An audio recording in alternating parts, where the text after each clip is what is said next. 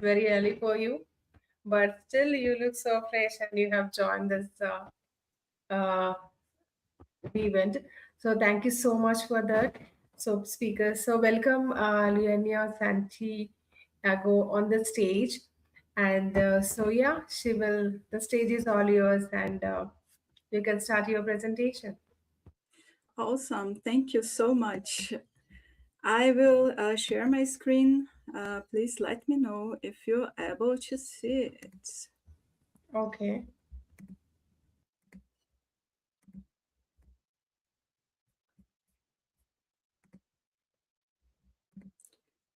Are you Yes, able to I see my can see. screen?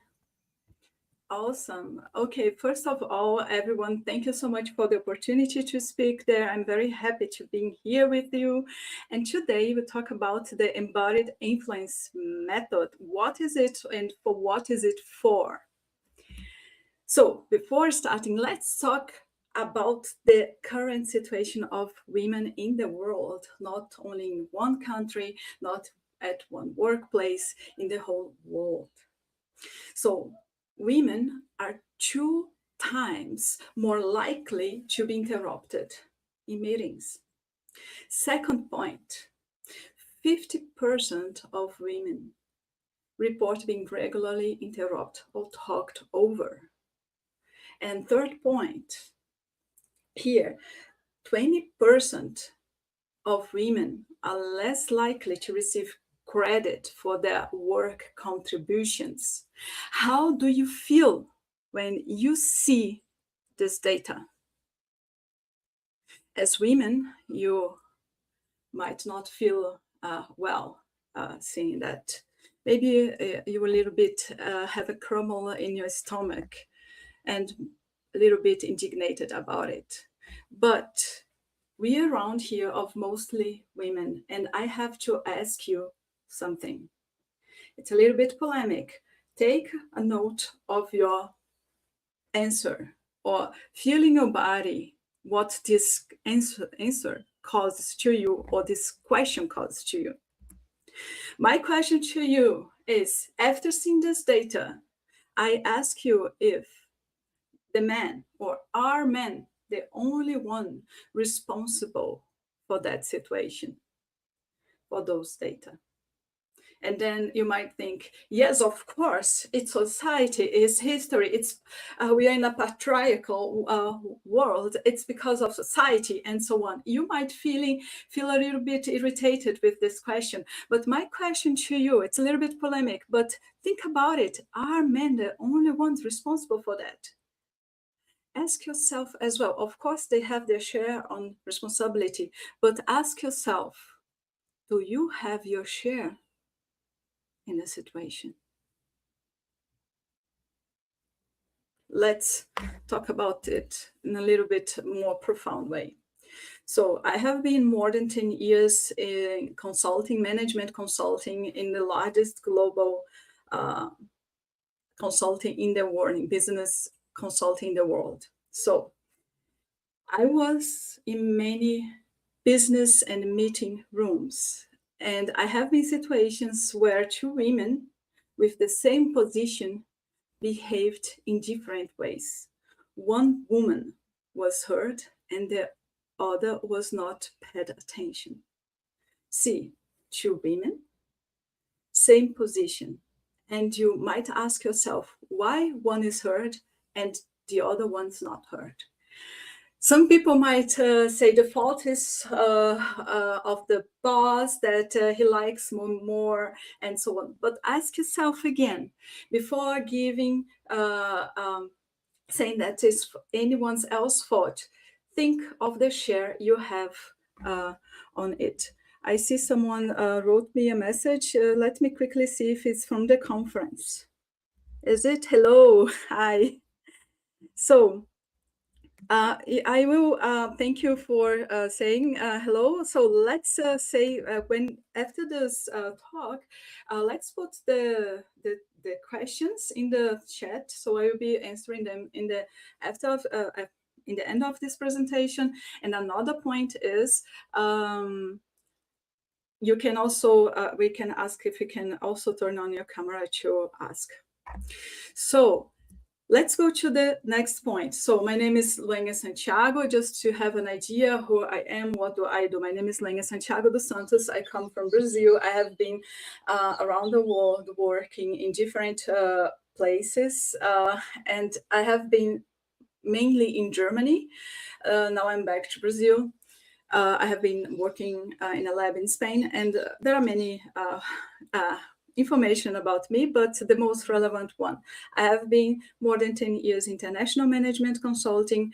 I have done advanced academic research in psycholinguistics, and I have been doing many coaching courses, but one and the most relevant for me was the certified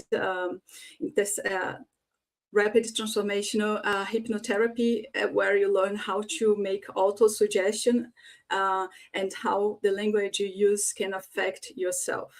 And I have also a 2 years professional acting education, what also contributed to the method I'm talking to you right now. So I can talk about the method, I can talk about many things, but first, I want to show you that it's not only I'm talking about things I have read, I'm talking about things that I have studied, researched, made a method and applied. And as you see here, I have been with the millionaires around the world, German millionaires, Brazilian millionaires, American millionaires, and as well politicians, as you can see in the pictures. And my question to you, how do you behave in high stake environments? Are you kind of a rabbit? Oh my God, may I talk to this person? Or you look at this person and see that this person that has the same value as human being as you, and you see what value you can add in the conversation with this person. And in this embodiment influence method, you see how to behave in different situations, in situations that are important to you, with people that are important to you. So, but I was not always like that, super confident and talking to everyone, like the inner minister of Germany, for example. No, I was very shy in the beginning, and I didn't want to open my mouth because I was afraid of saying something that people might not like.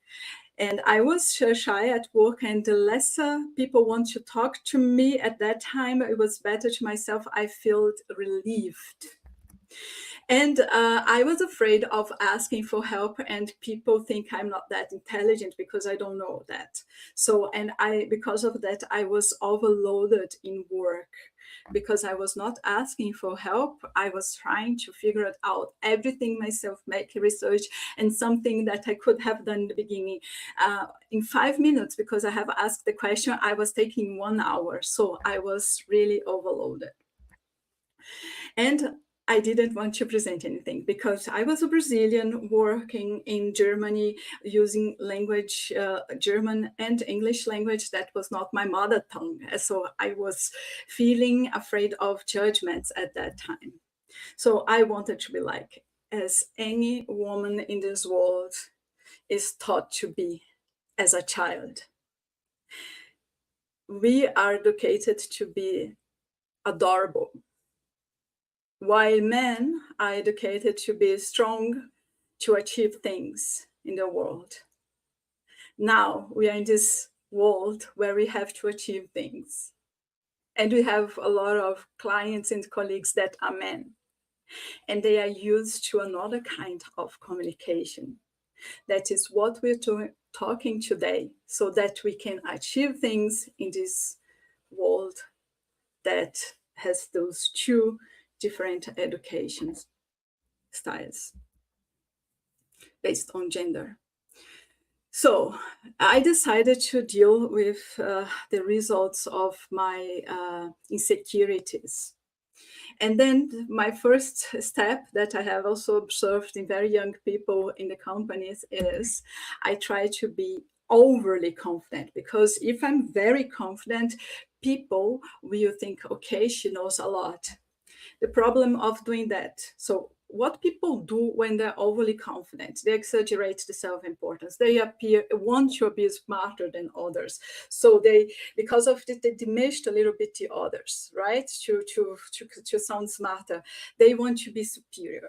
They are ignoring other people's input. They are impatient, and they dismiss the communication of others because they are the most important ones. But while people doing that think that they feel, or people perceive them as more important, what really happens?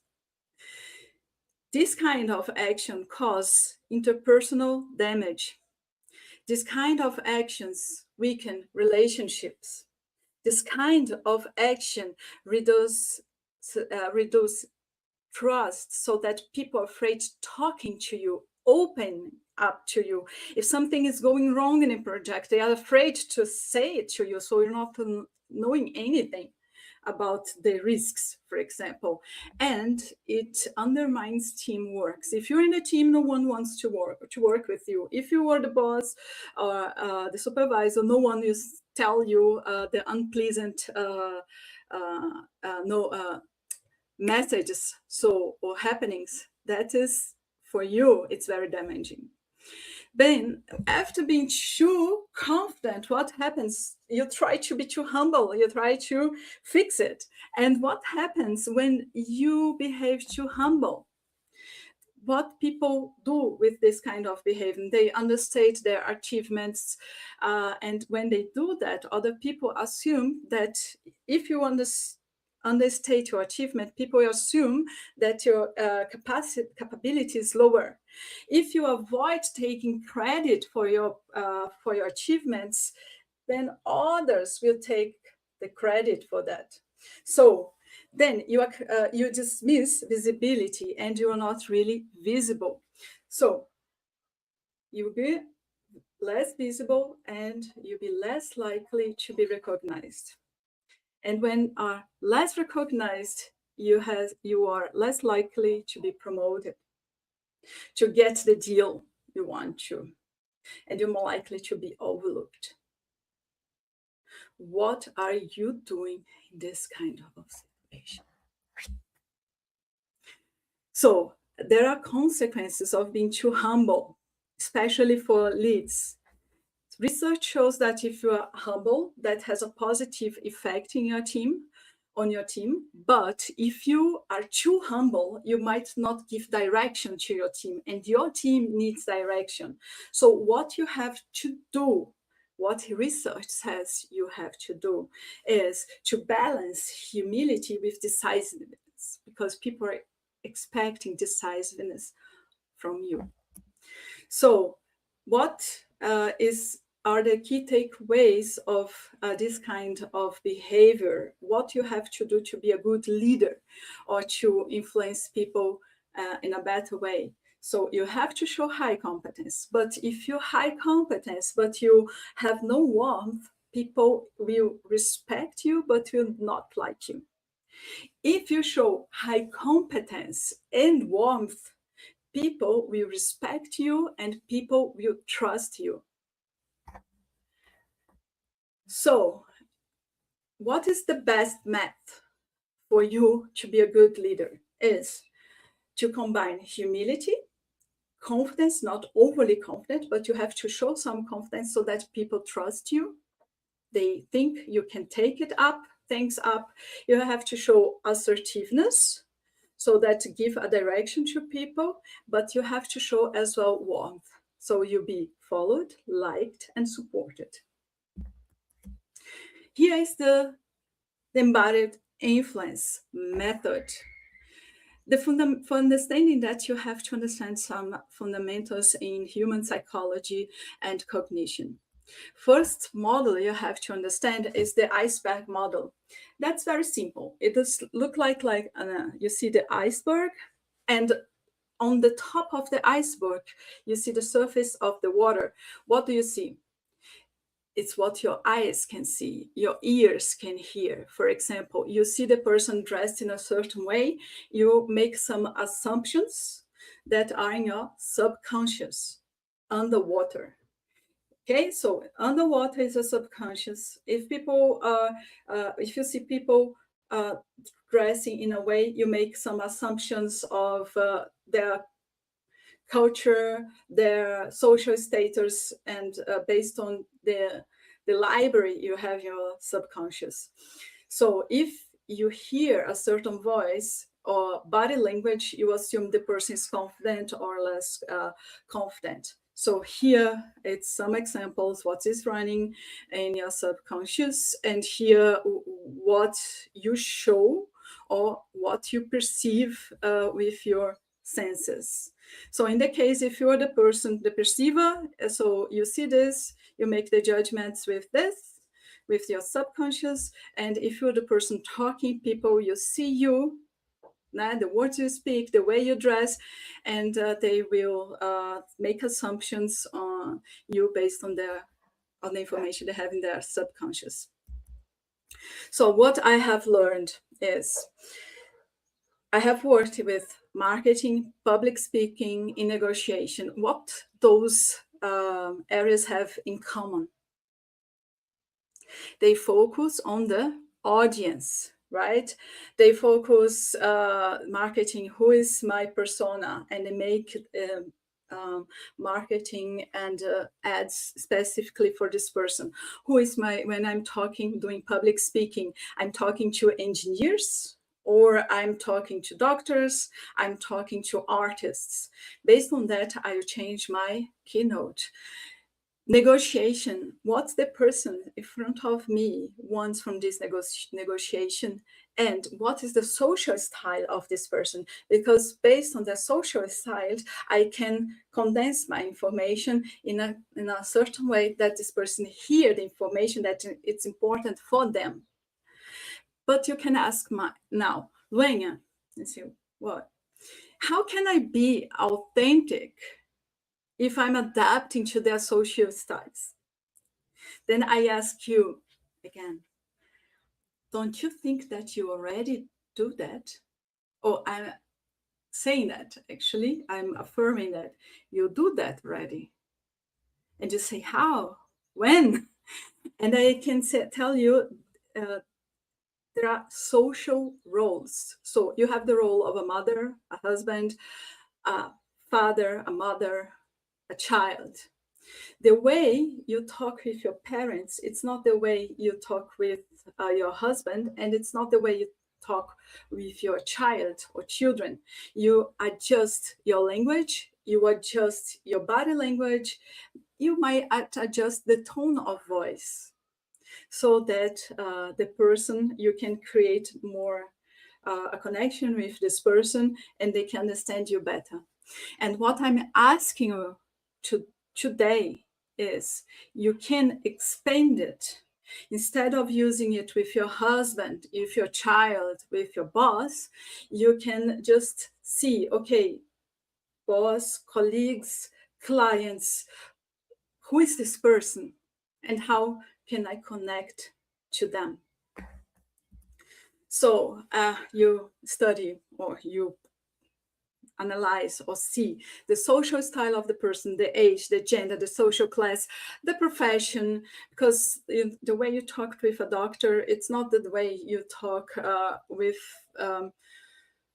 someone with another profession. For example, if I'm talking with cognitive linguistics, I'm talking about models, embodiment theory, and so on. Now I'm talking to you, I'm using a language that's adapt to you. So, and we have here a degree of knowledge. It's the person, academic, no academic, the region, the culture, the religion, and you try to adapt to this kind of your communication to this person so that they understand you. So let's see the embodied confidence method. It has a basis. It's here, inner conviction, inner certainty, inner conviction, inner certainty. You can call it both. I have created. So the first, and it has 3 pillars, namely language expression, body and presence, and voice and intention. Let's talk about them separately. The first one is, start with the basis actually. Stand for yourself. It's inner conviction. Stand for yourself. When you know yourself, you know your values, your beliefs, then you talk about your values, your beliefs, your convictions with certainty. But sometimes you have to talk about something you were not certain about, don't even like. For example, in a project, you have developed a solution with a whole team. You agree with some part of the solution, but not complete. But it's the final solution of the team, and you have to present it. So you have to present it in a convincing way.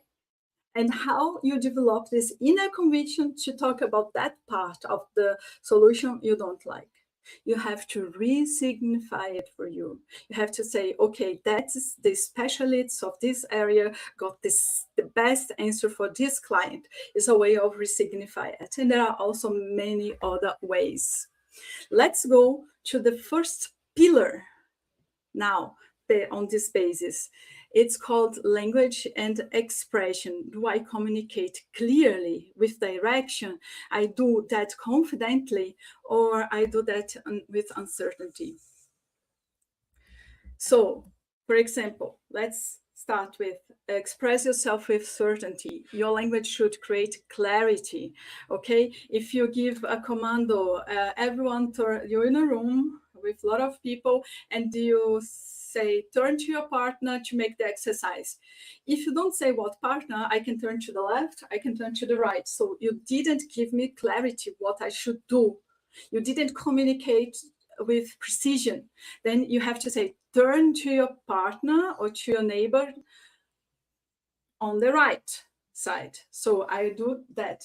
So if you want people to follow you, your guidelines, you have to do that with precision, with clarity. Do not assume they have to know. They don't have to know because they didn't learn how to read thoughts. And as long as we cannot read thoughts, we should, if you want something, you have to communicate that thing. So, second point, language that build connection. So I understand your point. I feel or I perceive your feeling in that way. It's a sad situation. So you show empathy through language, you connect with this person, and then you can develop trust, a relationship, and then you can develop many directions. One of them is business. It can be friendship in different ways. Show, understand, create connection, you create trust, and then you can see where this relationship is going. So then use language that inspires action. So for example, if there is something called association network. What is it? If I say one word, I activate all words related to it in your head. If I say fear, your brain will assess all information connected with fear. And if I say be courageous, your brain will associate everything that's connected of being courageous. So instead of saying don't be afraid, just say be courageous, you can do it. You can also use both to transform from one situation to another. You say don't be afraid, and you explain, okay, this is not a real risk. You have handled this situation better in the past, so just be courageous. Okay, so you're transforming fear into courage. It's also a way of using language, of accompanying someone in a journey. So I brought you an exercise. Okay, you're in a room and the person is presenting a data. You analyze that data before, and the person present it. And then you start to say, you have two options. You have many options. I'm presenting two of them. You can say, I'm sorry, but I think, okay, I'm sorry, but I think, and then you say what you think. Or you can say, based on my analysis, we should. What it's also depending on voice. It's our next point, because you can say, I'm sorry, but I think, or you can say, nah, it depends also on that. But only say the language, I'm sorry, but I think, and based on my analysis, we should. What is more confident? It's the number 2. It's the kind of language you should be using in meetings. Don't say sorry for your analysis. You have done your work, right? Just say, based on my analysis. Based on my analysis, we should do this. Second pillar, is body and presence. So let's go to body and presence. So we have here grounded physicality. If someone is airy, jumping here, doing a lot of, is quite ungrounded, you probably not trusting this person. You're getting nervous with this person, but you should be grounded, but you should also be authentic. So if you're talking about emotions, you saying a sad story, you can allow to be a little bit sad when you're saying that.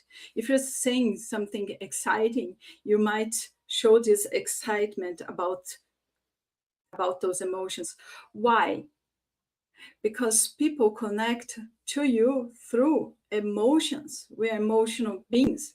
If you show no emotion, people think, oh, poker face. Oh, I don't know what to think about this person. I don't know how do I feel about this person. And it makes people wonder, and instead of creating the connection and the trust you want to create. And the third point is presence under pressure. If we're grounded and something is happening, something bad is happening, people will trust the leader that keeps calm, and not the hysterical one that is screaming around. He doesn't know what to do, and he shows that. So if in under pressure, what are the techniques I can use to keep calm and grounded and have a clear mind to find a solution? So I brought some quizzes for you. So you have 2 pictures. So what of this woman look more confident to you? What of them look easier to work for? So in my perception, so if you analyze the shoulders, how they're sitting, the right woman have shoulders that are not like that, more you can analyze, and you can see she, from body perspective, looks more confident. And also on the perspective of the camera, you see one is taken from upwards, so she looks smaller, and the right one from the front looks more and sitting straight, more confident. So we can think which one is easier to work. Both are smiling, and you might decide which role you put anyone. Who would be the leader, and who would be the colleague you give some work to. So then we have here, you have 2 people here who you would trust more to make a decision. Who would be you choose to be a team leader? Then who you prefer to work with? So probably as a colleague, you want to have the person on the right, and as leader, a person that looks more confident, because he will, or she will in this case, give you direction. In the room here, who you say you sent to a presentation. So this person doing the presentation here, if you see her body language, she's not looking to the people. So probably it's not the person you're choosing to give the presentation. Who are you choosing to give the presentation? Probably the person, I personally would choose one of the 2, namely the woman in red because of body expression, or the guy in blue. So then we have here that your body is not a liability, and your greatest leadership, it's your greatest leadership tool. Let me quickly see what's in the chat, because I'm hearing. Okay, I will pick it up just after the session. Thank you for the questions. Okay, so then I can use the time to answer that, or you ping me in at LinkedIn and I answer to you directly if I cannot answer here. But thank you for the question. So here it's the third pillar, use your voice with intention. Okay, so as we said before, as I said before, the tone you use will determine if people will take you as confident or less confident. And I have an exercise here, for example, the first point we have, use your emotion. We have the emotion all the time. So, you feel emotion most of the time, let's put it like this. And let's say I want to talk to John, okay? And I can say, John, I want to talk to you. Hi, John, I want to talk to you. Or let's say, John, I want to talk to you. John, I want to talk to you. John, I want to talk to you. So you see the voice and the melody has changed, and it's the same sentence, but you can, the way you say it, the color you put it, you show an emotion. Hi, John, I want to talk to you. Okay, so different colors of your voice you use to put emotion. So then we talk about vocal inflection. Okay, so for example, women tend to talk about, okay, we have two inflections, one for questions and one for affirmations. So can I talk to you? So it goes up. I have to talk to you. So it's affirmation. It goes down. Okay, we have an inflection for affirmations and one inflection for questions. So what to do? Women tend to use the question inflection even if they are doing affirmations. What we have to learn in this course is to talk with the inflection of affirmations, because it makes the difference. If your team has women and men, okay, the men will take more seriously when you have the downwards inflection. And that's important. So we're talking about voice, but we're talking about team collaboration and gender, and what each gender here, because they're just educated like that. And if you cannot change the education, just see, okay, how this person will understand me better. And you work on that because you want to be understood, so that people follow your instructions when necessary. So then you have strategic pacing. What is it? So for example, if I say, John, I want to talk to you, it's, very fast. And if you say, John, I want to talk to you. So strategic pacing is when you vary the speed of the sentence so that people, you have also different assumptions. If you say, John, I want to talk to you, you do a pause and he'll take it more seriously. And the most important, the part of the sentence before, you should do a pause, that people hear what is coming. For example, I say, this, what I'm going to say now, it's very important. And Ed wants to know what is it. See, it's about strategy and tactics on how to communicate to achieve that objective you want in a talk or you want in a conversation. So what happens if you apply that method? What will change? So you will command attention in the meetings, you deliver compelling speeches, you negotiate with confidence, and last but not least, you advance in your leadership positions. If you're talking a corporate career, but if you're talking about clients, it's also you achieve more you achieve or talk or make more sales, you achieve more clients. So what is the message regarding to voice is that your message is your letter to the world, to society, to a person, but your voice is the mail, the postman or the mail guy. So it means that how this message will come into the world, you decided with the use of your voice.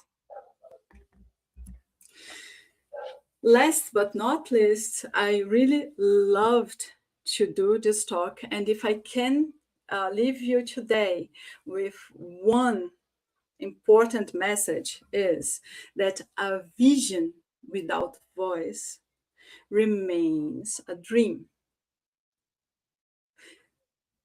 Intentional communication will transform this vision in reality. If you have a vision and you do not communicate it properly, it will not come into reality. Your communication to others so that they follow your guidance on that vision is what brings it to reality. And if you want to continue this discussion, we have the Q&A now, and you can also scan my QR code and connect with me per LinkedIn. And I would love to continue this conversation with you. And if you want to know more and learn more, and if you would be interested in a course about embodied influence, how to do it, influence in your work, in high-stake environments, in negotiation, conversations, and even speeches, you can write me a direct message and write influence. Then I send you the summary of this talk today and the waitlist link for the next course. Thank you very much. Thank you so much, Luenya. That was really a powerful talk today. And thank you so much for joining in the last minute and sharing your powerful talk with this Global Virtual Summit 2026.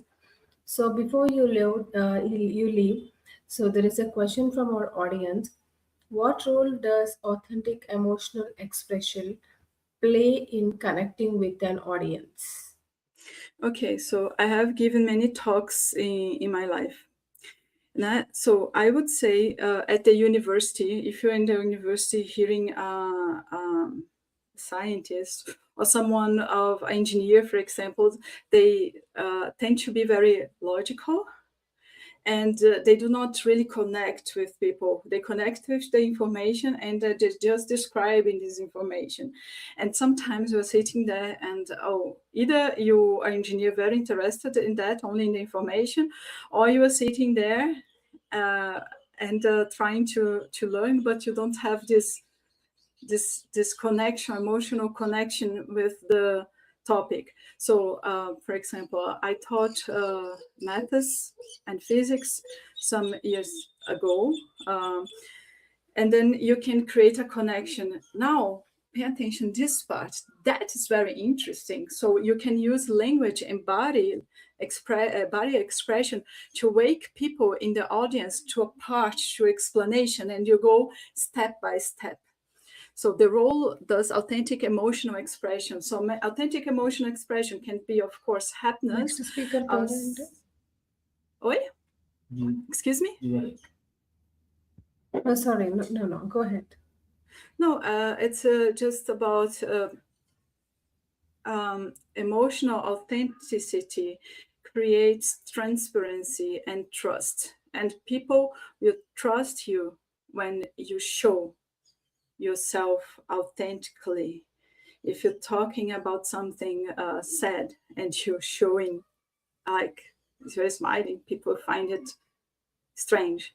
If you're very neutral, people will not assume that it has been said to you.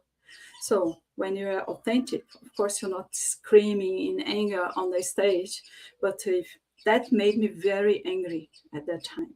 Why? And then you explain. So that is very important because people see you, perceive you as authentic, and create empathy and connection. Thank you. Okay. Thank you so much for. Thank you. There is any other question? Can you maintain confidence? Confident presence while speaking under pressure? Yes. So many people have also already pressure if they may have to make a talk, right? So you have exercises to ground yourself, like take a deep breath. It's, I think, in India, are you India? So Yes. you take a deep yes, the breath is the principle, the fundamental element of the body. It's the first action is take a deep breath. It's the first thing to calm your brain. There are also other actions like ground your feet on the floor. And first, because if you're alive, this risk that your brain is checking, oh my God, actually it's not real. If you're not in the middle of the war, you're still alive. It's just your brain give you signals and you create anxiety. No, it's not that. Everyone is alive. So take a deep breath, ground your feet, and try, okay, let's see what is the next step. If you ground yourself, people will trust you more. And I remember a short story. I was in an elevator, okay? It was a lot of people in this elevator, like 20 people, and it got stuck. And people start to say, oh my God, I have a heart problem. And oh my God, we'll be here for hours. And oh my God, it will be enough air. Oh my God. And everyone starts to go crazy in this elevator. And of course, I get also this anxiety of other people around me. But I took a deep breath. Okay, if I get excited, I'm not helping these people around me. So, and then I said, okay, first thing, let's be calm. Let's calm down. And the guy with the heart, take a deep breath. So if you keep calm, you can help people, support people even more. It should keep grounded is even more important if you're a leader, because people need it from you. So there is any other question? If there is no other question. That's it, Luenya. Thank you so much for answering all the questions. And sorry, there one more speaker is already waiting in the back stage. Perfect. So thank you so much for joining and sharing your powerful talk with us. And please do join our next session. Thank you so much. Also, I'm very happy to hear here. Thank you for the opportunity, and thank you to all you that have heard the talk and just connect with me over LinkedIn if you would like. Love to hear. So it's so honored that you are being a part of our conference. Thank you. Okay, thank you so much. May I do a screenshot so that I put it on the, I love LinkedIn. You see a lot of things there. So thank you very much and have a wonderful day.